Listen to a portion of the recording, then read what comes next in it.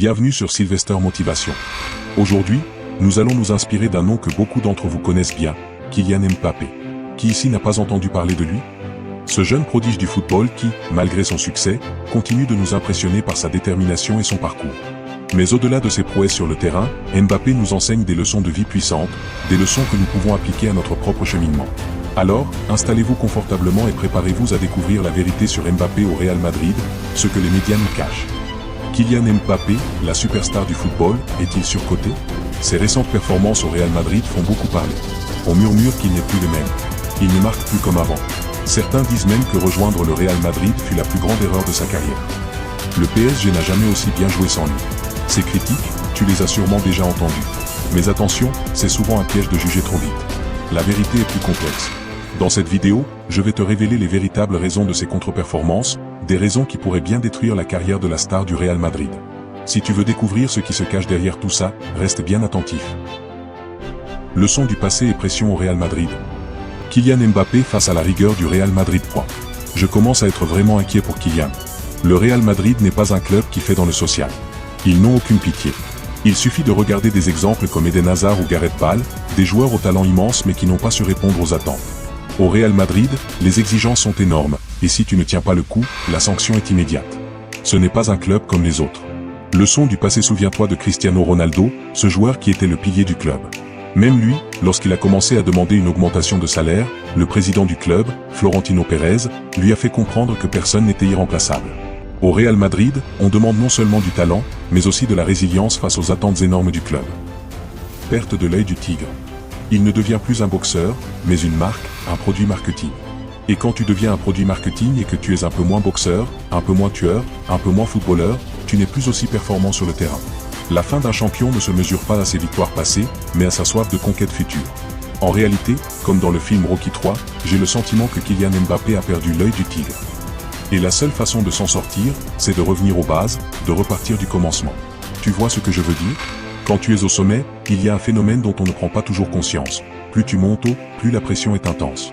La pression des attentes des autres, celle des sponsors, du public. On t'attend au tournant.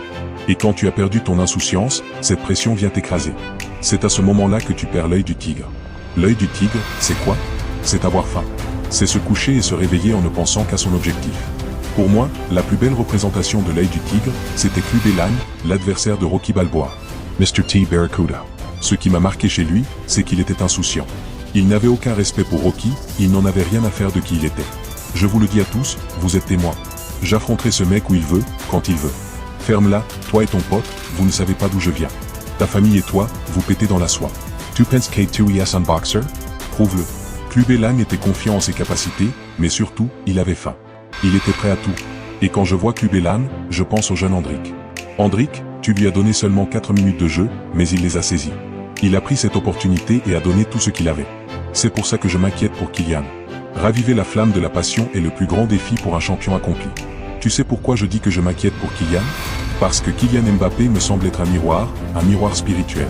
En lui, je retrouve un peu de moi. Et quand je vois qu'il a perdu l'œil du tigre, je me retrouve un peu en lui. Moi aussi, j'ai un peu perdu l'œil du tigre cette année. Je n'ai pas produit autant de vidéos que les années précédentes. J'étais moins affamé. Tu comprends ce que je veux dire? Pourquoi? Parce que j'avais beaucoup de pression. Je voulais faire plein de choses, mais je ne mesurais pas tout de façon adéquate. J'avais perdu cette insouciance de mes débuts, où je faisais les choses sans trop réfléchir. Je me suis dit qu'il fallait changer, mais ce temps de réflexion m'a épuisé mentalement. Voilà pourquoi je dis que je m'inquiète pour Kylian. En fait, je m'inquiète aussi pour moi, et pour toi. Ce que traverse Kylian Mbappé, c'est humain. On est tous des humains, et on partage ce dénominateur commun.